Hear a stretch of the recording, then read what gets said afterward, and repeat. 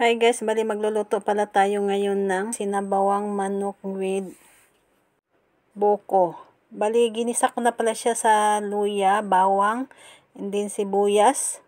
Bali naglagay na ako ng asin, takpan muna natin siya.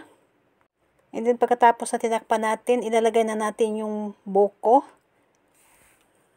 Then pagkatapos na nilagay natin yung buko, bali takpan muna natin siya.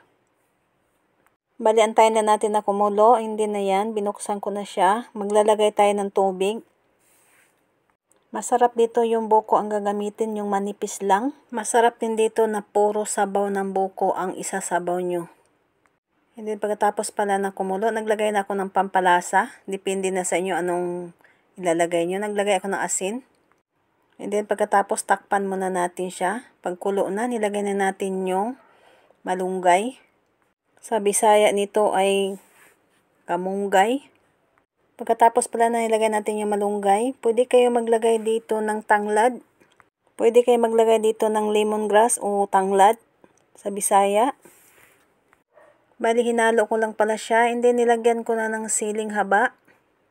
Bago magtapos ang aking video, thank you for watching guys. Maraming salamat sa inyong panunood. Ayan, kumukulo ng ating sinabawan na manok with buko. Thank you for watching guys. Maraming salamat sa panunood. Bye!